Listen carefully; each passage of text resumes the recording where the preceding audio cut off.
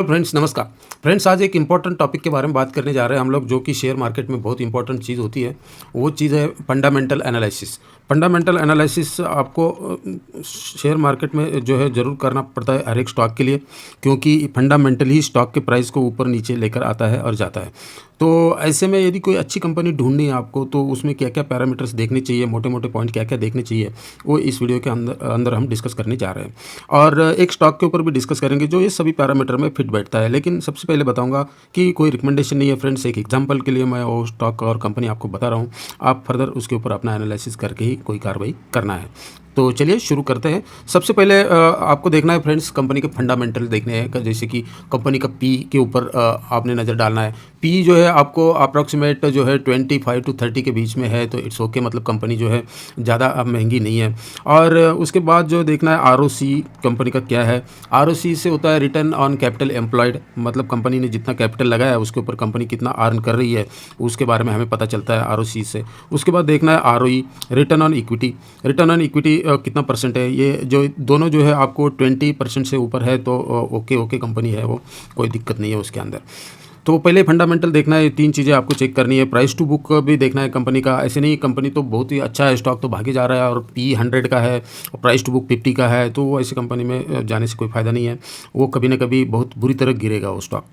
तो ये चीज़ें फंडामेंटल में फर्स्ट पॉइंट में ये चीज़ें ध्यान में अपने रखनी है। दूसरा सबसे बड़ी इंपॉर्टेंट चीज़ होती है सेल्स ग्रोथ। कंपनी का जो सेल्स है वो सेल्स कंपनी के क्वार्टर ऑन क्वार्टर बेसिस पे कंपनी नंबर पेश करती है, तो वो सेल्स में ग्रोथ है कि नहीं, कंपनी सेल्स बढ़ रहा है कि नहीं, हर क्वार्टर में कंपनी के सेल्स आ रहे हैं कि नहीं, वो आपको चेक करना है। इस तरह के सेल्स आपको दिखने चाहिए। मतलब सेल्स से ये होता है कंपनी के पास मार्केट शेयर है, तभी कंपनी का माल का प्रोडक्शन हो रहा है कंपनी, और उसको मार्केट के अंदर बेच भी पा रही है कंपनी। तो सेल्स से एक चीज़ बहुत इंपॉर्टेंट होती है। तो क्वार्टर ऑन क्वार्टर बेसिस पे सेल्स आपको उस स्टॉक के मॉनिटर करना है, ईयर ऑन ईयर मॉनिटर करना है, सब चीज़ें देख के आपको उसके चलना है।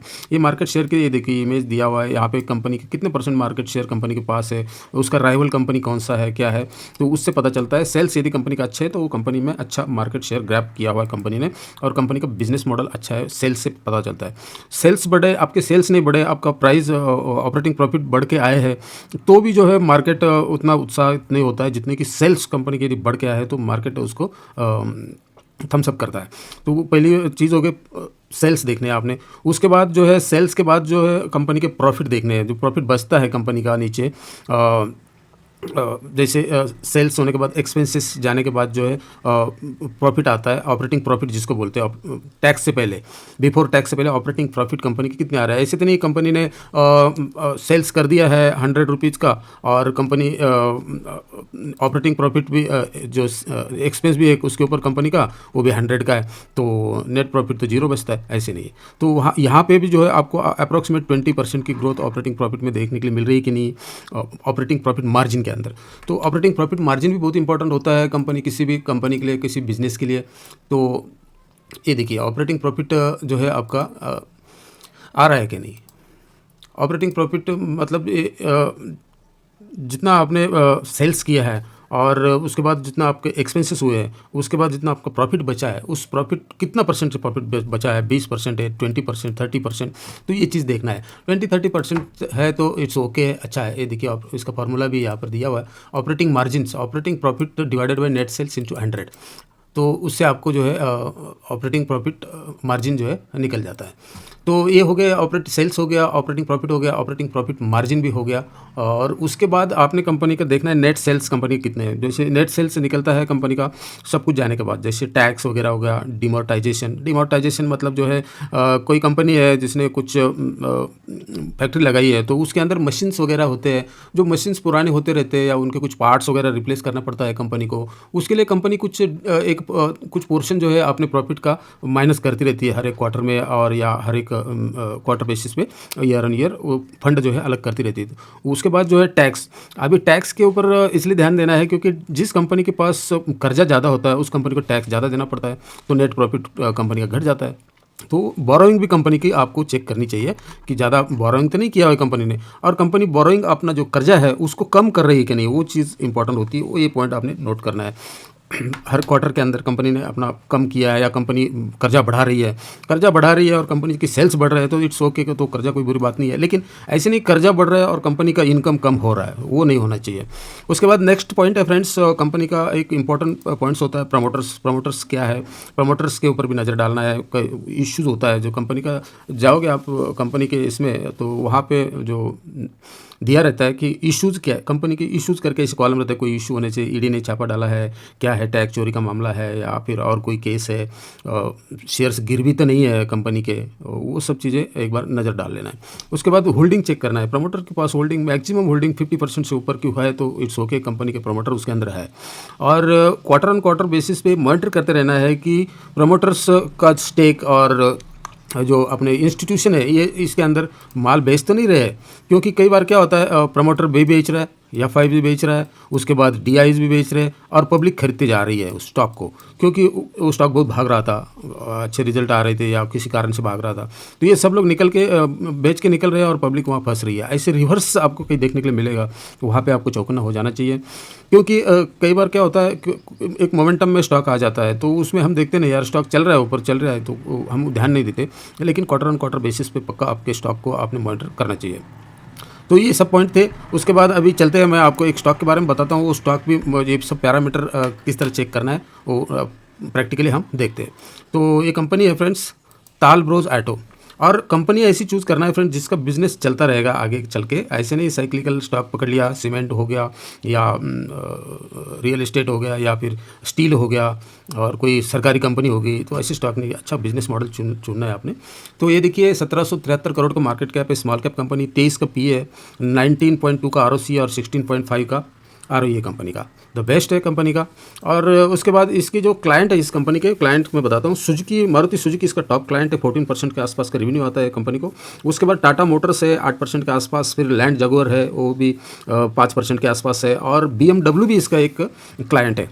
तो ये 4-5 मेन क्लाइंट है हीरो मोटर्स जैसे तो कंपनी के। तो चलिए कंपनी के अभी क्वार्टर के रिजल्ट आ चुके हैं, तो रिजल्ट के ऊपर चलते हैं। तो यहाँ देख सकते हो आप, जितना पीछे से देखना चाहे देख सकते हो। अभी ये देखो यहाँ पे सेल्स कंपनी के मार्च 2022 में 148, फिर 153, फिर 167, 159, 175, 183, 194, 199।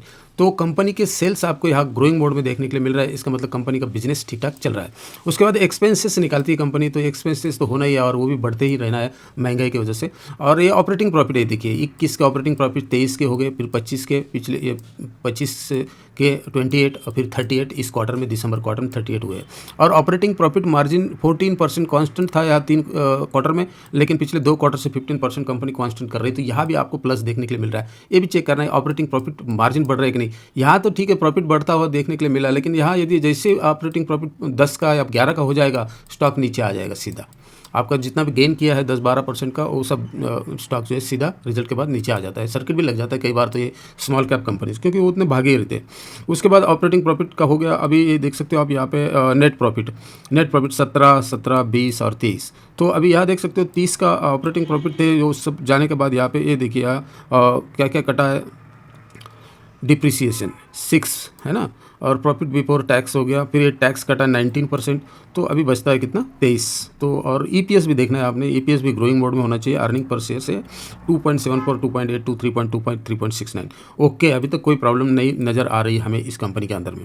तो अभी प्रॉफिट ईयर ऑन ईयर भी देखेंगे तो ये देख सकते हैं पिछले साल 85 के थे, अभी 109 के, पिछले साल के सेल 647 के, till the time 751। Net profit में भी 70 और 97 अभी तक है। तो इस साल में कंपनी का जो अगला क्वार्टर आएगा उसके मुताबिक ईयर ऑन ईयर भी देखोगे तो कंपनी के परफॉर्मेंस अच्छे देखने के लिए मिलेंगे हमको। उसके बाद यहाँ पर हम चेक करेंगे इन्वेस्टर के चार्ट पैटर्न में, तो यहाँ देख सकते हो 58.42% प्रमोटर है, दैट मीन 50% से ऊपर है, इट्स ओके। एफ आईज 0.01% और डी आईज इसमें 0.05% है, पब्लिक 41% है। एफ आईज और डी आईज के अभी इसके अंदर एंट्री नहीं है, क्योंकि ये स्मॉल कैप कंपनी है और धीरे धीरे जब एफ आईज डी आईज खरीदने आएंगे तो स्टॉक की प्राइस को ऊपर लेकर जाते हैं।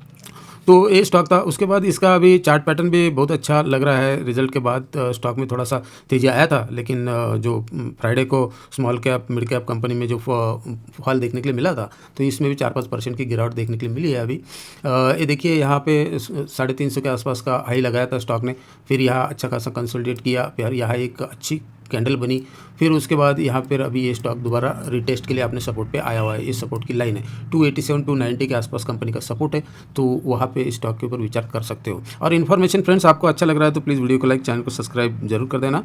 और इस वीडियो में इतना ही रखते हैं, फिर मिलते हैं किसी और नेक्स्ट वीडियो में। थैंक यू, जय हिंद।